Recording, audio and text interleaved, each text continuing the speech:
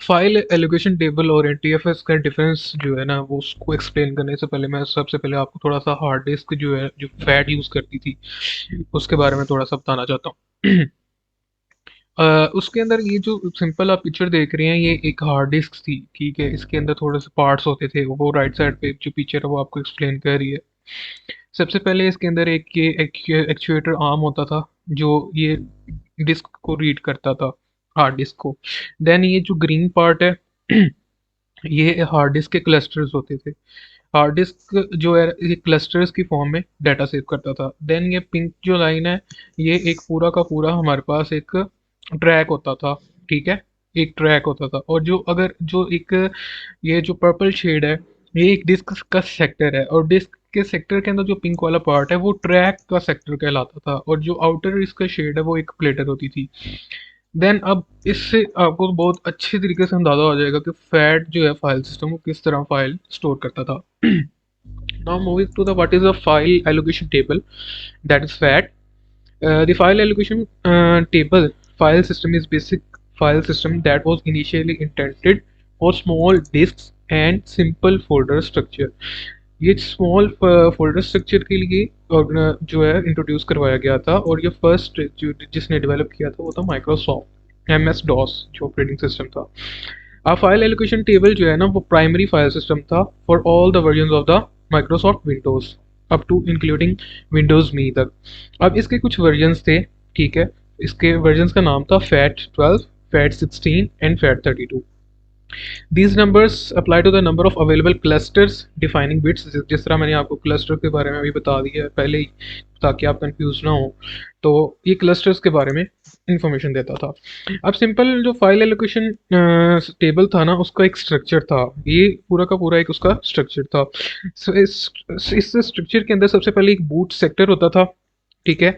This is the part that contain the operating systems boots loader, ठीक है। और it's responsible for computer device powering up and using the MRV और master boot code partition table. It is also known as the reserve sector. ये जो है एक reserve sector था। Then उसके बाद हमारे पास एक फैट रीजन होता था, जिसका काम होता था कि विच एलोकेशन टेबल जो है allow allocate a specific cluster to each data stream, कि कौन सा क्लस्टर किस डाटा स्ट्रीम को एलोकेट करना है। ये फैट रीजन का काम करता था। देन उसके बाद था डाटा रीजन। अब डाटा रीजन में जो है कुछ भी डाटा किसी भी फॉर्म में हो सकता था। अब वो क्या क्या हो सकते थे, images, document, audio file, media file. ये मेजोरिटी जो है ना फैट की पार्टीशन जो है वो डाटा रीजन के अंदर, जितना भी डाटा था वो डाटा रीजन के अंदर प्रेजेंट होता था। देन रूट डायरेक्टरी रीजन है। रूट डायरेक्टरी रीजन क्या करती थी कि information regarding the files and their directory, ठीक है। ये जो है रूट डायरेक्टरीज की जो इन्फॉर्मेशन है, ये सारी की सारी जो है वो रूट डायरेक्टरी रीजन के अंदर प्रेजेंट होती थी, जिसके पास समय लेके सारी एक्सेस थी, या किसी भी चीज़ की अगर आपको इन्फॉर्मेशन चाहिए तो वो रूट डायरेक्टरी रीजन से आपको मिल सकती थी। Now what is the difference between fat 12, 16 and 32, ठीक है। जिस तरह के इनके नाम है, नाम के आगे 12, 16 और 32 है, ये इनकी बिट्स को डिफाइन करता है। तो fat 32 is based on 32 bit, fat 16 is based on 16 bit and fat 12 is based on 12 bit, ठीक है। अब ये जो फैट 32 है ना, ये 4 बाइट्स पर क्लस्टर जो है कंज्यूम करता था, 4 बाइट्स पर क्लस्टर, ठीक है। और इसके कितने क्लस्टर बनते थे, ऑलमोस्ट 65,000 टू 26 मिलियन के अराउंड अबाउट जो है इसके क्लस्टर बनते थे, जिसके अंदर जाके डाटा स्टोर करता था। ये मिनिमम और मैक्सिमम काउंट्स हैं।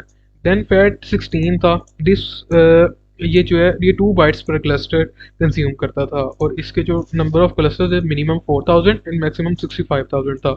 और फैट 12 जो है वो लेस देन 4000 क्लस्टर्स के ऊपर बेस्ड था।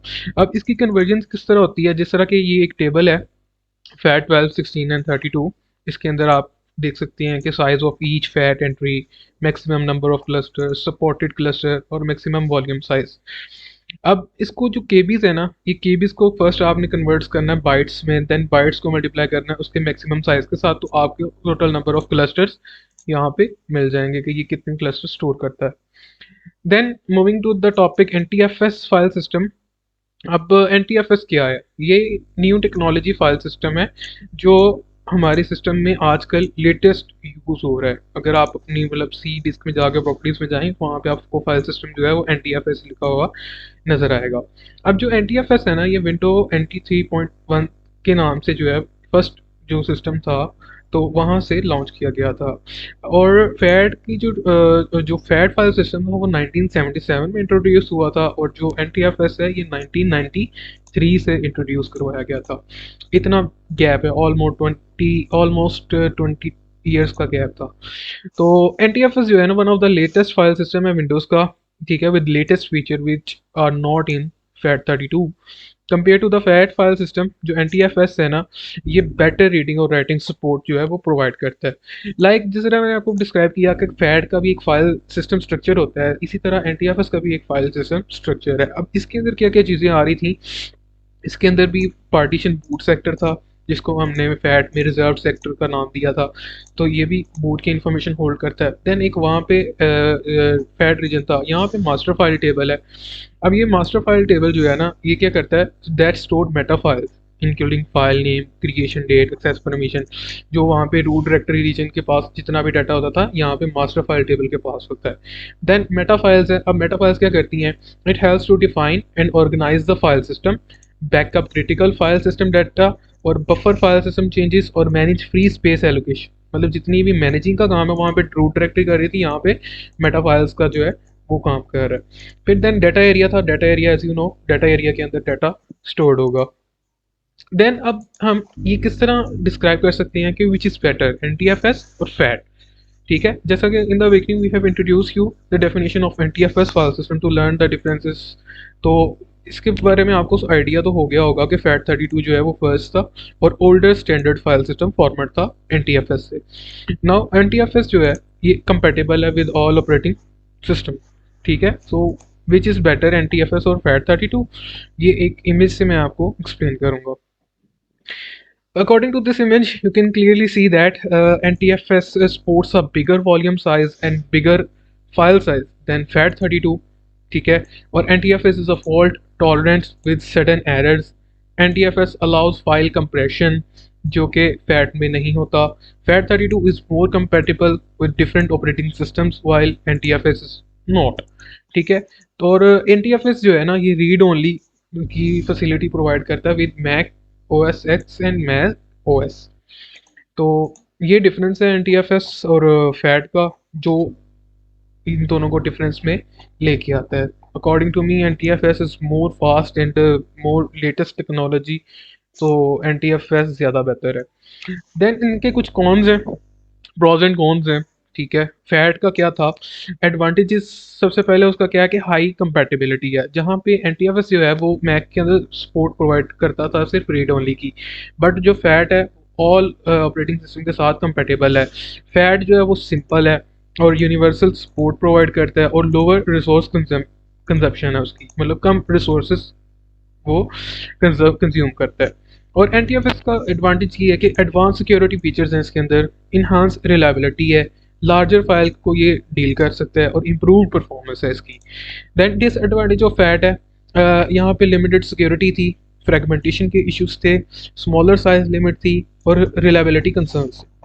और NTFS के अदर साइड के डिसएडवांटेजेस ये हैं कि ये कम्प्लेक्स है। ठीक है, कंपेटिबिलिटी जो है वो लिमिटेशंस हैं, ये मतलब दूसरे मैक OS के साथ जो है वो कंपेटेबल नहीं है। फिर हायर रिसोर्स यूज़ करता है ये, अगर ये लार्ज फाइल के साथ करता है तो जाहिर सी बात है ये हायर रिसोर्स तो यूज़ करेगा, और not ideal for small storage devices.